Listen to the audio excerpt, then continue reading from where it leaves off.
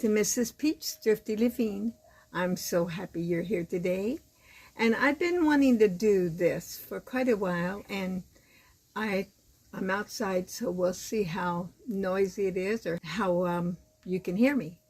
Before I get started, I hope if you like this probably be another series that I'll be going on this one. Check it out. I'll put it in a separate playlist, and I'll be letting you know what I'll name it, because I don't know yet. I wanted to talk about, I have my family history on my dad's side, and I think in order to keep everybody a little bit more private, because I don't know how people's gonna, whether some of the family would mind or not, I thought that I would just call people by their first name. So I'll leave out some of the really personal. But I wanted to start with my dad. My dad's family. My wonderful cousin put a wonderful book together several years ago. She collected so much information. Her name's Marie, and several of us got a copy of it. So I'm going to start with my grandpa. His name was Charlie. Charlie was born in Tennessee in 1884, and he married my grandma, Lula Ann. They got married in 1908. They had 18 children together, and Grandpa passed away in 1973 in Oklahoma. Okay. Charlie spent most of his life where I go for my vacation every other year in Oklahoma. He was a farmer, a merchant. He owned a gin mill. He made brooms, and he was an agent for the Indians. He was a county road surveyor until Oklahoma became a state. District commissioner and a holiness preacher. Now that's a lot of things. His parents were Thomas and Mary Ellen.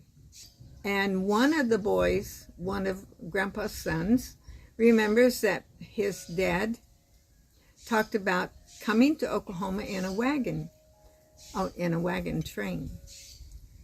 They first lived in Tennessee, and then they came on to Oklahoma.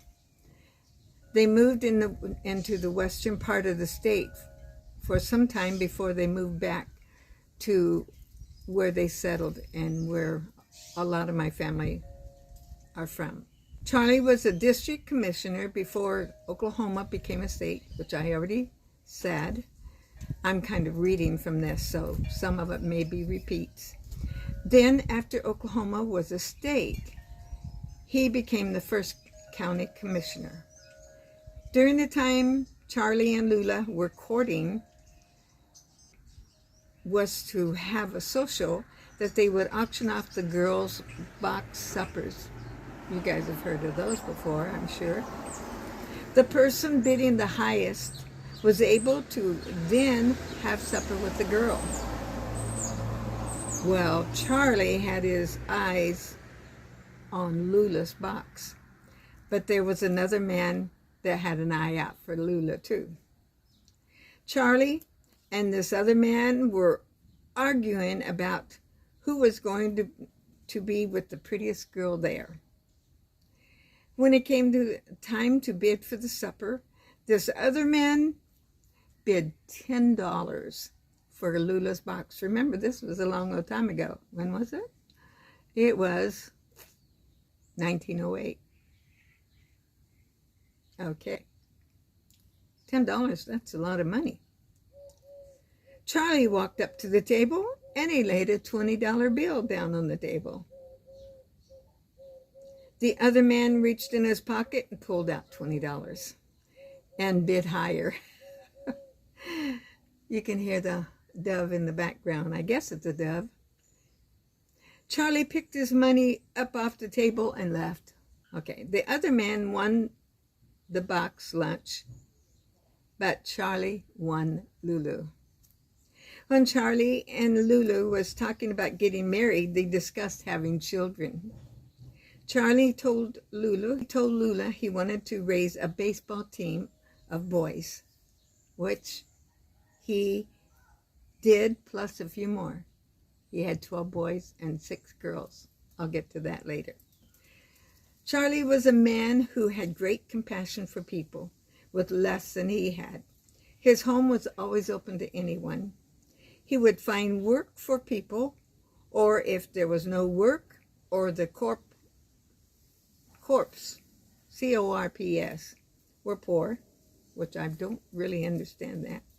Like during the Depression times, Charlie would take a cow or a pig that had been fattened up for sale. He would butcher that and have a big barbecue for the community. This would not only feed his family, but it helped the less fortunate. There were times that the Indians would come into the store and they would just deal with Charlie because they trusted him. When the Indians first came to Oklahoma, Charlie acted as the agent for the Indians. One of the daughters remembers that her parents never had angry words between each other. They would not discuss things in front of their children. Lula was quiet and kept things to herself. After the death of Lula, Grandpa married again. They were married in 1946. They got a divorce in 1953. That was a surprise. Charlie then married again, this time, and they were divorced shortly after, with many dying not long after the divorce. They didn't have any children. Okay, that's my first story. I hope you enjoyed that. This is a history of my family, and I'll come back another time and tell you the next story. Let's see. Now, what this is, there's going to be a story about each of the children, and I'm just kind of going to go in the line. The next one will be about the firstborn, and I may do 2 depending on how long these stories are. That one was a little longer. Thank you for joining me. I hope this worked out, and I hope you'll come back and join me, and this will be the story time of my family. And thank you. God bless you. Come back again, and I love having your comments. If you would, like I said, you don't even have to be watching this. You can just put it on and listen to it. Have a great day. God bless you.